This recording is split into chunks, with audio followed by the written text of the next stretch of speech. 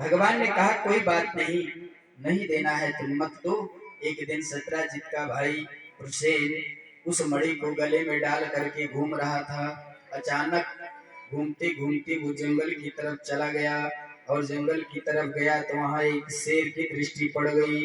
सिंह ने हुसैन की हत्या कर दी और मणि लेकर चला गया। सिंह मणि लेकर के जा रहा था, अचानक एक भालू की दृष्टि पड़ी और जैसे ही भालू की दृष्टि पड़ी, भालू ने वही काम किया, मणि लेकर के चले गए। जब सत्राजित राजा के भाई जब लौट कर नहीं आए तो राजा सत्राजित ने अपनी पत्नी से कहा, देवी हमको लगता है द्वारिकाधीश को हमें जो मणि नहीं दिया और मणि न पाने के कारण हमसे द्वेष कर लिए, हमारे भाई की हत्या करवाई। महाराज ये बात अपनी पत्नी से ही कहे थे सत्राजित, और जब ये अपनी पत्नी से बात की तो पत्नी उनको बातें कहां पचे, उस बात को श्रवण की। वो कहे महाराज अपनी पत्नी को समझाए कि किसी से कहना मत, अभी जब तक इसका साक्ष्य पूरा मिल ना जाए, ऐसे कहना भी दोष है। महाराज ये बातें उनको हजम ना हुई, वो तुरंत तत्काल तो कुछ न बोल सकी, लेकिन दूसरे दिन जब सहेलियों के संग में बैठी तो ऐसे बैठे बैठे एक सहेली से धीरे से कान में उसके कहने लगी कि लगता है महाराज, लेकिन किसी से कहना मत, उनसे भी कह रही है। महाराज उन्होंने कहा लगता है द्वारिकाधीश ने हमारे देवर की हत्या करा दी, लेकिन आप किसी से कहना मत बहन, मैंने तुझे आप अपनी सहेली अपनी बहन मान करके बताया है, किसी को पता नहीं चलना चाहिए, अभी पूरा पता नहीं है, साक्ष्य खोजा जा रहा है, उसके लिए जासूस जा चुके हैं, सीबीआई व्यवस्था लग चुकी है उसके पीछे। महाराज इस तरह से समझाया। उसके बाद धीरे धीरे ये बात पूरे क्षेत्र में फैल गई। आचार्य श्री सुखदेव जी कहते हैं राजसी परीक्षित, ये बातें जब पूरे नगर में फैली, जब कन्हैया को पता चला, और पता कैसे चला, एक बार जब वो बैठे थे महाराज रुक्मणी मैया का विवाह हो चुका था और रुक्मणी मैया उनको समझा रही है, बता रही है। जब रुक्मणी मैया को पता चला तो वो कह रही है कि ये बताइए क्या आपने सत्राजित के भाई को मारा है? और इधर गांव वालों में बड़ी चर्चा हो गई भैया कि ये कन्हैया, ये द्वारिकाधीश है ना, पहले माखन चुरा के खाता था, है चीर चुराता था, आज तो ये मड़ी भी चुराने लगा, ये तो बड़ो आलू चोर निकलो। इतना बड़ा चोर हो गया है ये, गांव में सभी लोग ये चर्चा का विषय बन गया, जिधर देखो वही एक ही चर्चा। द्वारिकाधीश ने मणि के चक्कर में सत्राजित के भाई की हत्या कर दी और मणि चुरा लिया। महाराज ये बातें जब रुक्मणी मैया ने भगवान को बताया कि ऐसी ऐसी बातें पूरे क्षेत्र में चल रहा है, तुरंत भगवान उठे और पूरे ग्रामवासियों को लेकर के एकत्रित किए, उनमें से चुन लिए किन किन को मेरे साथ चलना है, और उसके बाद सत्राजित को लेकर के वो निकल पड़े।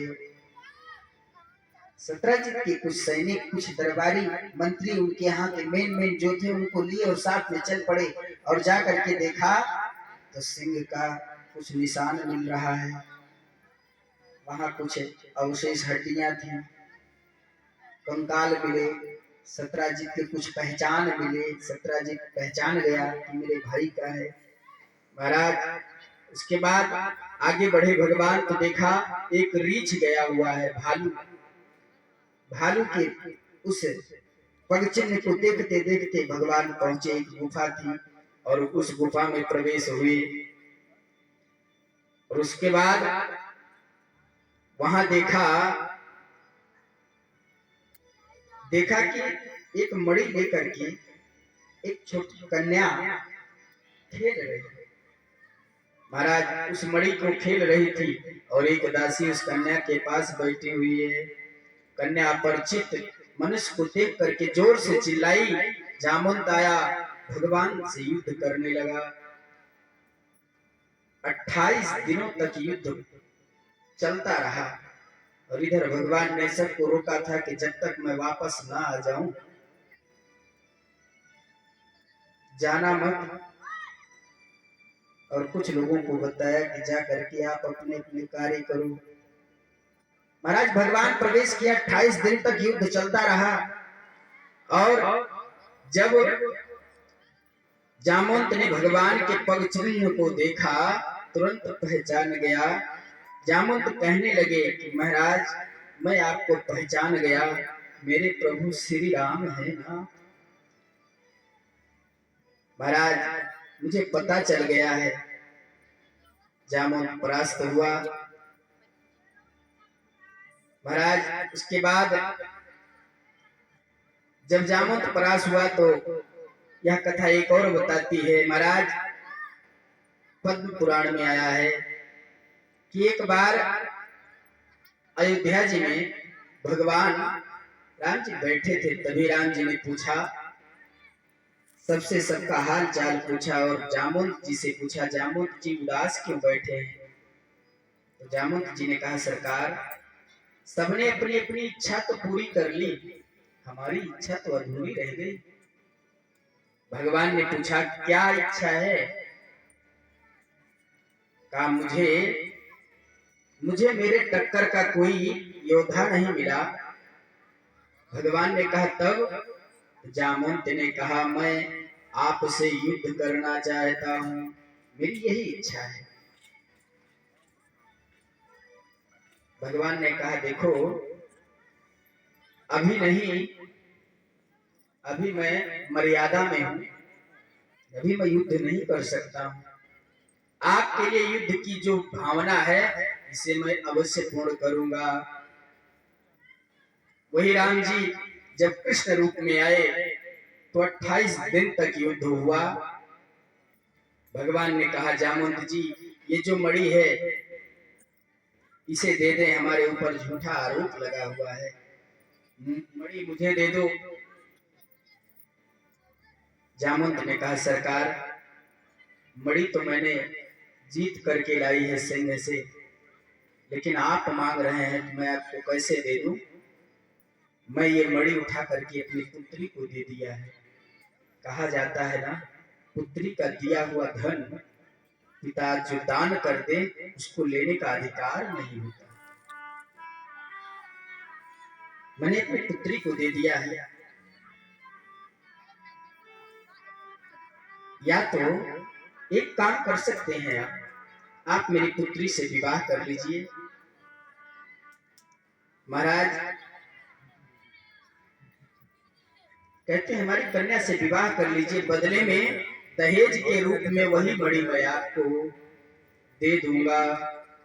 उसके बाद फिर क्या हुआ महाराज, जंगल में मंगल हो गया। भगवान का दूसरा विवाह जाम्बवती से हुआ। भगवान वह मणि लेकर के साथ में जाम्बवती की पुत्री जाम्बवती के साथ आए। उसके बाद सभा बुलाई गई, सत्राजित को बुलाया गया, बुला करके वहां मणि प्रदान कर दी। और तब महाराज जी आप जब मणि दे दिया और कह दी, महाराज आप झूठा आरोप मत लगाया कीजिए। अब प्रजा का रुख फिर बदल गया, प्रजा का रुख फिर बदल गया। सत्राजित को ही उल्टा सीधा सुनाने लगे गांव वाले। कहे, जब मालूम नहीं रहा तो झूठा आरोप क्यों लगाया। तुम्हें पता है द्वारिकाधीश ऐसा कभी कर ही नहीं सकते, और तुमने उन्हें चोरी का इल्जाम लगाया। महाराज सत्राजित बेचारे शर्म से मारे कभी घर से बाहर निकले न। तब तुरंत सत्राजित भगवान के पास आए और भगवान से कहा, सत्राजित ने कि प्रभु हमारी पुत्री सत्यभामा